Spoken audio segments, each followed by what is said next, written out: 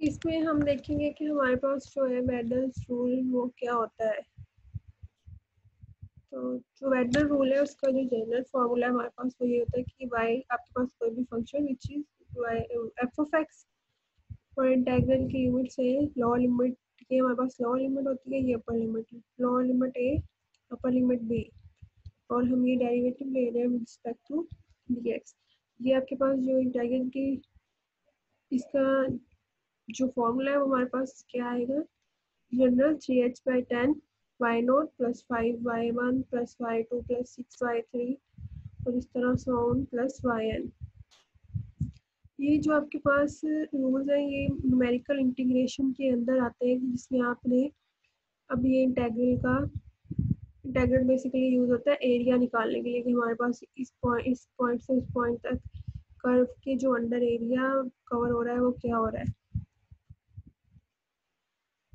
अब हमने यहाँ पे जो वेडल रूल डील करना है वो बेसिकली जो सब इंटरवल जिसमें हमने लेने हैं वो n इक्वल टू 6 के लिए ही देखेंगे। तो उसके लिए हमारे पास ये जो फॉर्मूला है वो क्या बन जाता है, 3h/10 y0 और last term y6 5y1 second term second last term 5y5 third term y2 third last term y4 और ये आपके पास जो मिडिल टर्म है दैट इज 6y3।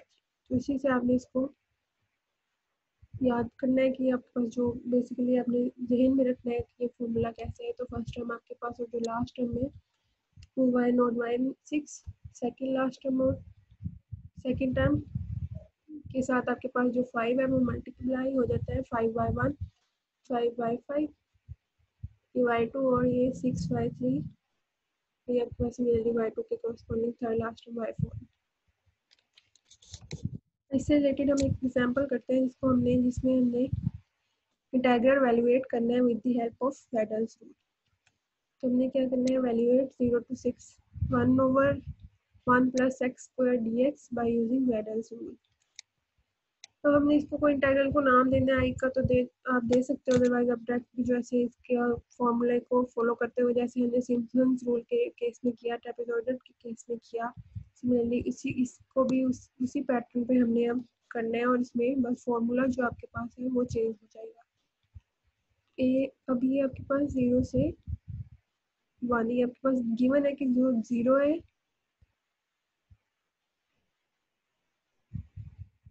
गिवन आपके पास क्या है 0 to 6, तो यहाँ पे आपके पास बेसिकली है 0 to 6, यहाँ 1 नहीं 6 आएगा और यहाँ पर भी 6। तो लॉ लिमिट ए आपके पास 0 है और अपर लिमिट बी आपके पास क्या है 6 है। Function y which is equal to f of x, तो आपके पास क्या आ रहा है 1/1 प्लस एक्स स्क्वायर। ए 0 है बी 6, ठीक है। तो आपको पता है जो आपके पास h है उसका फॉर्मूला क्या होता है b minus a over N. तो आपके पास जो n है वो हम कंसीडर कर लेते हैं कि जो हम सब इंटरवल्स जिन सब इंटरवल्स में हम डिवाइड कर रहे हैं टोटल वो आपके पास कितने हैं 6 है। तो h आपके पास क्या आ जाएगा 6 माइनस 0 डिवाइडेड बाय 6, तो आपके पास जो h है वो 1 है। अब हम सबसे पहले x0 x1 देखेंगे। अब h आपके पास 1 है तो x0 आपके पास है 0, x0 और जो xn यहाँ पे x6 एक्स नोट और यहाँ पे x6 जो आपके पास है x नोट 0 है और x6 6 है, तो इनके दरमियान जो टर्म ऑक्यूपाई हो रही है हमने वो देखनी है। x1 आपके पास क्या होगा x नोट प्लस h, तो x नोट आपके पास 0 है, h आपके पास 1, तो ये 1 आ गया। नेक्स्ट x2, अब x2 है x naught plus 2h which means this is equal to x1। तो ये अब एग्जैक्टली क्या है x1 प्लस h, इसमें आप x1 की value x0 plus h substitute करो तो ये x0 प्लस 2h बन जाता है। x1 प्लस h आपके पास 1 plus 1 this is equal to x2 2। Similarly x3 आपके पास क्या होगा x2 plus h 2 plus 1 3, x4 आपके पास x3 प्लस h 3 प्लस 1 4 हो जाएगा। 1 1 की आपके पास जो डिफरेंस है उसके साथ आप डायरेक्ट भी ऐड करके ये टर्म्स लिख सकते हो। तो x5 आपके पास x4 plus h which is 4 plus 1 equal to 5।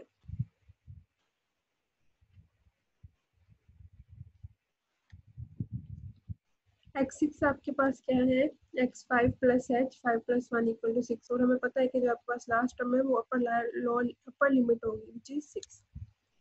अब हमने इसके corresponding y node y1 y2 y3 y4 y5 y6 निकाल लेने y6 निकाल लेने और उसको जो वेडर रूल का फॉर्मूला है हमारे पास इसके अंदर सब्स्टिट्यूट कर देना है। तो आपके पास जो y ऑफ x नोड है वो क्या होगा, basically f of x node. ये क्या y of x node means y node, वो आपके पास होगा 1/1 प्लस x नोड स्क्वायर। तो ये y नोड आपके पास आ गया 1/1 प्लस 0 विच इज 1। अब y of 1 means f of 1 which is 1/1 plus या x 1 स्क्वायर, मतलब यहाँ पे आपके पास इसकी वैल्यू सब्स्टिट्यूट हुई है। आपके पास x1 गिवन है कि क्या आ रहा था, गिवन हमें हमने निकाला, बल्कि ये आपके पास x1 क्या है 1, तो ये 1 plus 1 divide by 1 plus 1 divide by 2 आपके पास 0.5 आ गया। सिमिलरली अब आपने y2 निकाला तो ये आपके पास f2 which is equal to 1/1 plus 2 square 1/5.2 आ गया। y3 आपने ऐसे ही निकाल लिया, उसमें आपके पास जो यहाँ पे x3 की वैल्यू सब्स्टिट्यूट हो जाएगी x सबस्क्रिप्ट में 3, तो ये आपके पास 3 स्क्वायर 1/10.1। सिमिलरली आपके पास y4 में f4 1/1 प्लस 4 स्क्वायर और ये 1/16 प्लस 1 17 और ये आपके पास की वैल्यू 0.058 आएगी। आप इसको कैलकुलेट भी करके देख सकते हो। y of 5 आपके पास f of 5 which is 1/1 plus 5 square or 1/26 which is equal to 0.0384। Similarly आप y6 निकाला आपने तो ये आ गया 0.027027। अब हमने क्या किया, जो वेडर रूल था उसका फॉर्म हमारे पास क्या बनता है 0 to 6 1/1 plus x square dx। ये आपके पास यही फॉर्मूला बनता है 3h/10। First term y0, last term y6, second term 5 y1, second last term 5y5, third term y2, third last term y4 और मिडिल टर्म 6y3। तो हमने इसके अंदर जो y नोट की वैल्यू निकाली थी वो आपके पास क्या आ रही थी यहाँ पर 1। ये सब्स्टिट्यूट सबसे पहले नंबर पर, दूसरे पे 5y1, तो 5y1 5 मल्टीप्लाई 0.5। ये सिमिलरली आपके पास जो y2 है वो क्या आ रहा है 0.2, तो ये आपके पास y2 0.2 और यहाँ पे आपके पास 6 इंटू जो y3 की वैल्यू है 0.1 आ रही है। y4 की भी आप वैल्यू देख सकते हो, ये आ गई आपके पास 0.05882 प्लस 5 इंटू ये आपके पास y5 की वैल्यू सब्स्टिट्यूट कर दी इधर और ये आपके पास जो y6 की वैल्यू आई 0.027027। अब आपने सिंपल इसको इससे मल्टीप्लाई करना है, इसको इससे मल्टीप्लाई करके आपने इन तमाम टर्म्स को ऐड कर लेना है। ये जब टर्म्स आपके पास ऐड हो जाएंगी तो आपके पास जो आंसर है वो यहाँ पर ये बनेगा।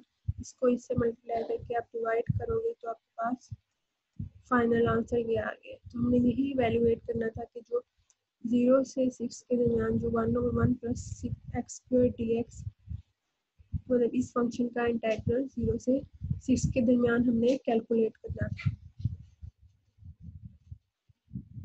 नेक्स्ट हम इससे रिलेटेड एक और एग्जांपल देखते हैं। इसमें हमने क्या करना है, वेलोसिटी ऑफ द पार्टिकल निकालनी है एट अ, ये हमने देखना है कि velocity of a particle at a distance s from a point on its path is given by the table below. हमने अब इस केस में जो आपके पास वेलोसिटी गिवन है, डिस्टेंस भी दिया हुआ है 0 10 20 30 40 50 60। डिस्टेंस हमारे पास मीटर्स में होता है, वेलोसिटी हमारे पास क्या होती है ds ओवर dt की, जितना डिस्टेंस कवर हुआ है पर यूनिट टाइम। तो इसलिए आपके पास जो इसका यूनिट बनता है वो भी मीटर पर सेकंड बनता है और इसमें आपके पास जो वैल्यूज आ रही है वो है 47 58 64 65 61 52 एंड 58। अब हमने निकालना इसमें ये है कि एस्टिमेट करें time taken to travel 60 metres by Weddle's rule.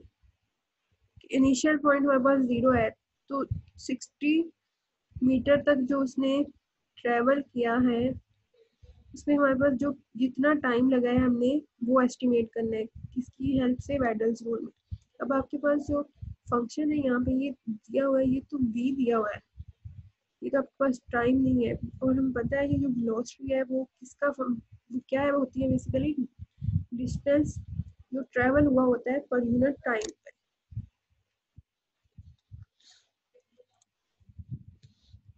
ये वेलोसिटी हमें पता है कि वेलोसिटी एक रेट ऑफ चेंज है, ये आपके पास चेंज हो रहा है ना विद रिस्पेक्ट टू टाइम, किसमें, डिस्टेंस में।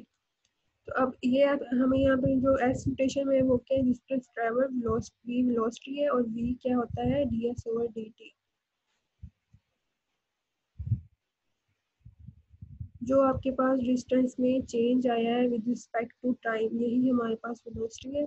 अब इसमें अगर आप ये इसको उस तरफ ले जाओ, क्योंकि हमने टाइम देखना है कि कितना हमें टाइम लगा है एक 60 मीटर्स का डिस्टेंस को ट्रैवल करने के लिए, तो d t equal to 1 over, आपके पास ये जो v है उधर डिवाइड हो गया, और ये ds। तो हमने अब दोनों तरफ 0 टू t इसके जो करस्पॉन्डिंग हमारे पास वेरिएबल्स है उनके करस्पॉन्डिंग हमने इंटेग्रल ले लिया 0 से t dt, 0 से s1/v इंटू ds। ये हमारे पास क्या बनता है, इसको अगर आप देखें तो ये हमारे पास इंटेग्रल हो गया, क्योंकि कांस्टेंट 1 आ रहा है इसका, तो इंटेग्रल हमारे पास t आ जाएगा। तो इनके ऊपर लोअर लिमिट पुट करोगे t-0, तो आपके पास यहाँ t आ गया, ये 0 to s y into ds। इसको हमने नाम दे दिया 1/v का। मतलब ये जो आपके पास 1/e है इसको एज अ y ले लिया आसानी के लिए हमने, कि हमारे पास कोई भी y है और वो y बेसिकली है क्या 1/v, इसको आप एग्जैक्ट 1/v लेके भी चल सकते हैं। अब हमें पता है कि हमने क्या निकालना है, हमने टाइम देखना है 60 मीटर्स तक ट्रैवल करने तक। तो ये आपके पास 0 से s का तक डिस्टेंस आएगा 60 मीटर्स तक बाय ds। अब हमें ये आपके पास जो y नोड है,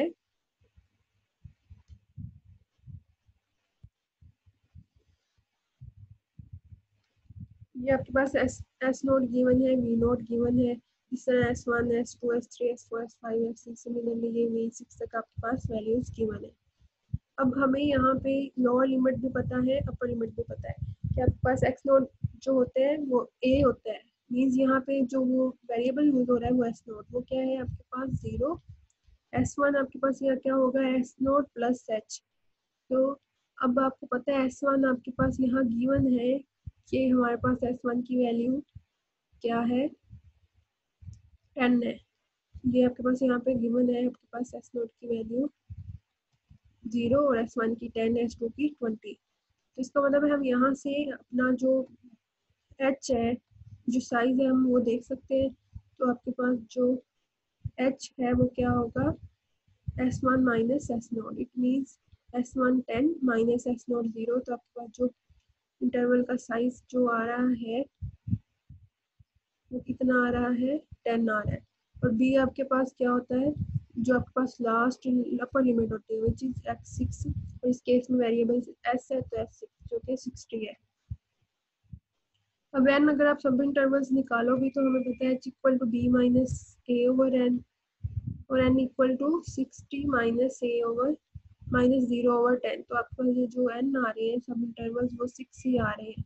इसका मतलब है जो हमने 6 सब इंटरवल्स के लिए हमारे पास वेडल्स रूल का फॉर्मूला है, हम वही यूज करेंगे, और वो क्या बनेगा, क्योंकि y को हमने दिया है, y किसके इक्वल है 1/v, तो y के केस में ही ये फॉर्मूला लिख दिया है y not plus 5y1 plus y2 plus 6y2 plus y4, उसी पैटर्न में कि आपके पास 3h/10 और मल्टीप्लाई ब्रैकेट्स के अंदर first term last term plus second term जो है वो, और सेकंड लास्ट टर्म जो है वो 5 से मल्टीप्लाई होगी, सिमिलरली थर्ड टर्म और थर्ड लास्ट टर्म वैसे ही, और मिडिल टर्म 6 से मल्टीप्लाई होगी, 6 यहाँ पे 6/3 होगा।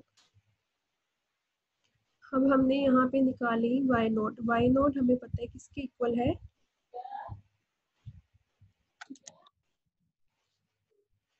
वाई हमें पता है किसके इक्वल है 1/v, तो आपके पास यहाँ पे वाई नोट किसके इक्वल आ जाएगा 1/v नोट। तो यहाँ 1 आपके पास जो है 47 विच इज इक्वल टू 0। 1/47 जब आप कैलकुलेट करोगे तो आपके पास ये वैल्यू आ जाएगी। सिमिलरली y1 जब कैलकुलेट करोगे तो आपके पास वो 1/y1 v1 आ जाएगा 1/58 विच इज इक्वल टू ये वैल्यू आ जाएगी। इस तरह आपने y0 से y6 तक इसकी वैल्यूज निकाल लिए। जो आपके पास सिंपल y0 से y6 की वैल्यूज थी आपने वो इसके अंदर सब्स्टिट्यूट कर दी। तो आपने जो इसको नया नाम दिया हुआ है y इक्वल टू 1/v, तो उसके करॉस्पॉन्डिंग आप सारी वैल्यूज y0 से y6 सब्स्टिट्यूट करते हो तो आपके पास y0 v0 से v6 सब्स्टिट्यूट करने के बाद y0 से v6 तक आपके पास वैल्यूज आ गई हैं। जो आपने क्या करनी है, इस जो वेडल रूल्स था उसके अंदर आपने सब्स्टिट्यूट कर दिए। अब जब आपने इसके अंदर वैल्यू सब्स्टिट्यूट की तो आप इसकी जब ये कंप्यूटेशन करोगे 5 को इससे मल्टीप्लाई करोगे, 6 को इससे, तो इस सबको ऐड कर दोगे। नेक्स्ट इस बाई वाले टर्म से मल्टीप्लाई करोगे। अब आपको सेच 10 था तो यहाँ 10 सब्स्टिट्यूट कर दिया। आपके पास ये आंसर आ जाएगा 1.062। और आप में इस एग्जाम्पल में देखोगे कि आपने जो सिम्पसन और ट्रेपेजॉइडल रूल से किए होगा और ये आंसर निकाला होगा कि जो आपके पास एरिया कवर हो रहा है, जो टाइम ट्रेवल हो रहा है, सॉरी जो टाइम आपके पास ट्रेवल हो रहा है 60 मीटर डिस्टेंस तक, तो एस्टिमेट अगर हम इसको देखें दूसरे रूल से भी तो ये आपके पास डेसिमल के बाद 2 पॉइंट्स तक तीनों रूल से, सिम्पसन से, ट्रेपेजॉइडल से और वेडल से सेम ही आ रहा है। तो यही हमने वेडल रूल से निकालना था कि आपके पास जो है टाइम कितना लग रहा है 60 मीटर का डिस्टेंस ट्रैवल करने में with the help of Weddle's rule.